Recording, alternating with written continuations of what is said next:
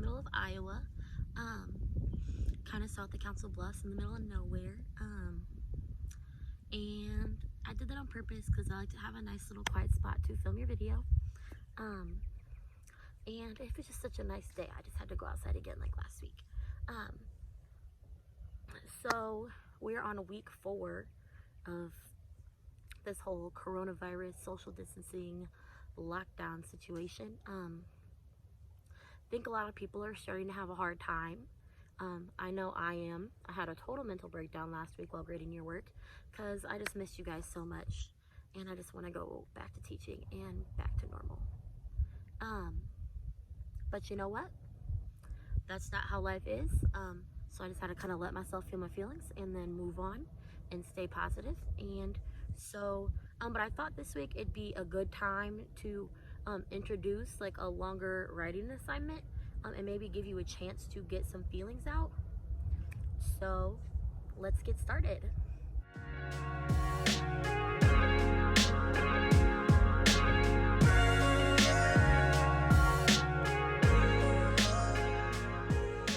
Okay, so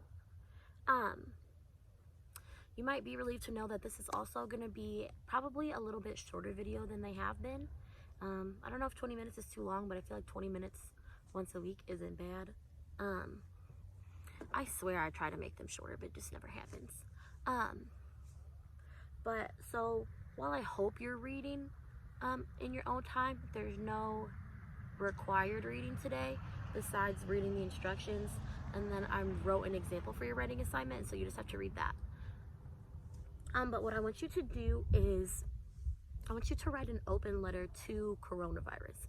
And I know this might seem weird because coronavirus is not a person, but like, if coronavirus was a person, what would you want to say? And I thought that you might also want to know what an open letter is if you're not familiar with it. So an open letter is a letter that you write directly to someone or something, but you intend for a bigger audience to be reading it. And open letters are usually used to like express an opinion about something, and usually a problem. And then hopefully by the end, they also offer solutions. So I want you to write an open letter to coronavirus, kind of about how you're feeling about this problem that society has right now. So you're going to speak to coronavirus like it was a person. So in the week 4 lesson document, you'll see I have an outline that tells you what to put in your first paragraph, your second paragraph, and your third paragraph. I'm not saying you have to follow this outline to a T, but I thought a lot of you guys just might need help and some guidance on like what to write about and where to start. So I really like the way that I set it up, and my example actually follows this outline as well. So in your first paragraph, I want you to describe the effects that the outbreak has had on society. So you want to grab your reader's attention with strong words and images in this paragraph.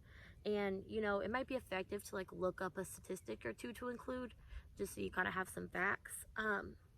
But the purpose of this paragraph is it's kind of your introduction, and you're showing the reader why this topic is important, why it's a problem. Then for your second paragraph, I want you to connect to the issue. So explain how it's affected you personally. So how's your life changed? How have you felt during this time? You know, what are the things that you wish you could be doing? So the purpose of this paragraph is that you're going to use your personal experiences to kind of further demonstrate the problem and also help the audience relate to your writing and connect to the issue. And then your third paragraph is going to serve as your conclusion.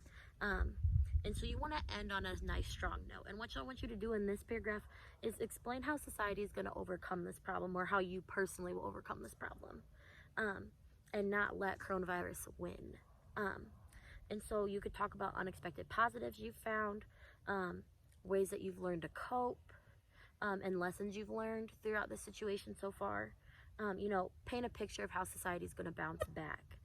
So the purpose of this paragraph is to be inspiring to the reader and offer solutions. And then you do sincerely your name, just like a letter. So just a couple more tips and notes. So for your letter, you know, I want you to be creative. So get all of your thoughts, your feelings, and your frustrations out about the current situation that society is in.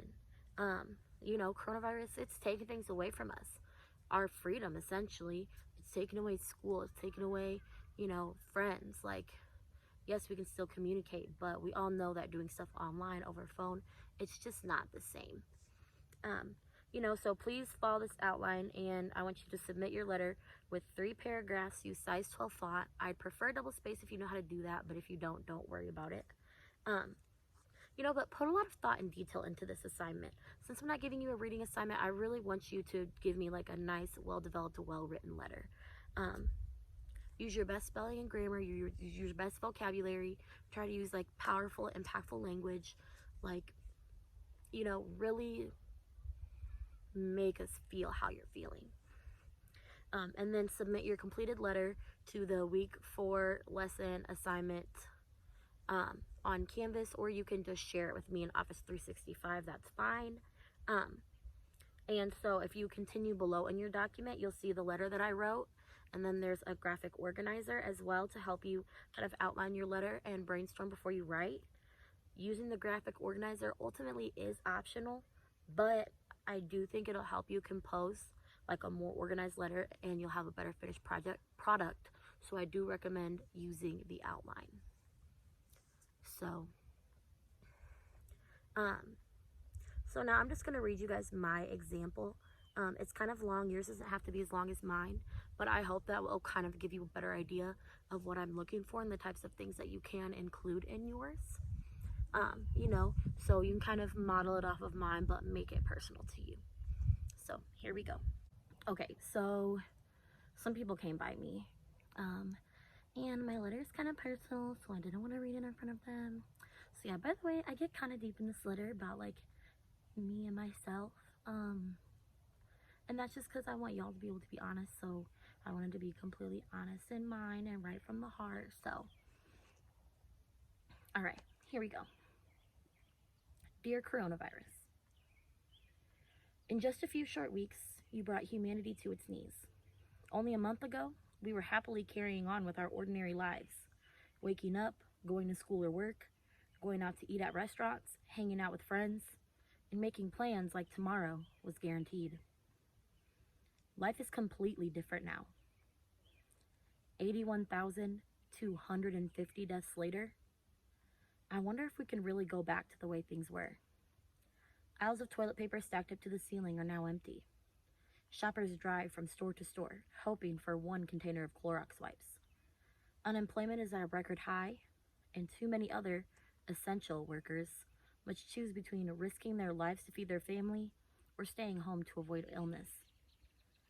In many places, it's illegal to gather in groups of more than 10 people. People are confined to their houses, forced to communicate via screens. It's like a scene straight from the dystopian novels I inhaled like oxygen in my teens. I immersed myself in broken worlds of tyrannical governments and repressed societies, never knowing how closely they would one day resemble my own. Today, I cried tears of happiness because I found a forgotten can of Lysol under my bathroom sink. Never one for cleaning, I never thought I would glean so much joy from spraying down every nook and cranny of my apartment. Last week, I eagerly ripped open the box my parents mailed me. Inside, a package of toilet paper. I have another one to pick up today, a mask that my aunt sewed me. I haven't touched anyone in 23 days. I haven't seen my students in 32 days. Without teaching, my life feels aimless. I'm lost, floating in the sea, no shore in sight. It's all I can do to tread water to survive. With school buildings closed, I'm still delivering instruction online, but it's not the same at all.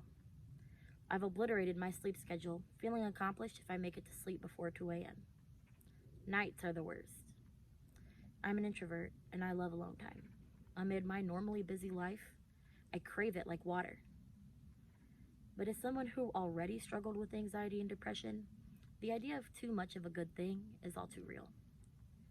My mind isn't always the kind of place you want to hang around for long. Too much alone time and dark thoughts creep in. Is it you, coronavirus, or is it anxiety pressing on my chest, making me work for each breath? I want you to know something. You can isolate me, You can trigger my anxiety and depression, make me worried sick about my loved ones. You can take over my timeline, become the star of every news report. You can steal my freedom and autonomy, but you will not break me. I've never been through a global pandemic, and I won't deny that it's terrifying. But this isn't the first time life has tried to break me, and it probably won't be the last. And as with every other time, I know that no matter how far I fall, if I dig deep enough, I will find the strength to carry me. Every time I read for pleasure, I write in my journal, I practice meditation or deep breathing, I take a hiking trip, or I call a friend, I win a battle in this war against you. And it's not just me, it's all of us. Crisis always incites panic, but it also ignites love and kindness, and they're just as contagious as you are. People are buying groceries for their elderly neighbors. We're having conversations about mental health. Corporations are offering pay raises, and internet companies are offering free internet. Utility companies promise to keep the lights on. Schools set up stations to feed families. People are finding new creative ways to connect with each other. You can push us to our limits, but you will not push us off the cliff. We underestimated you, coronavirus, and that was a mistake. But you underestimated us too. You're strong, but we're stronger. Sincerely, Miss McNeil. I don't know why I just held up a peace sign at the end. That was really lame. But yeah, so there is my example that I wrote. I mean, I'm pretty happy with it. It was honest. And so then, like I said, if you continue to the next page, you'll see the graphic organizer. It pretty much just has a section for each paragraph where it has some questions to help you brainstorm and, you know, figure out what info you want to include in each paragraph. And then you can look at your graphic organizer and start putting everything in paragraph form and piecing your letter together. But that is all I have for you loves today. So yeah, I think this video actually is going to be shorter this time. I'm super excited about that. But like I said, you know, last week it was rough for me. Like, it really started to hit me, like, we're not going back to school. I'm not going to get to see my senior Viking time, which means I might not see them ever again. I hopefully will see all of you guys next year, but some of you guys could move, transfer, you know. So it's really hitting me that we're done till August. I seriously miss you guys. I know you guys might think teachers hate their jobs, but I personally loved my job, and I wish I was still going there every day to see you guys. But if you're having a rough time, just hang out, just hang in there. Like I said, just do things that make you happy. Like for me, I go hiking, or I read, I write a lot, things like that. So just find those things that make you happy.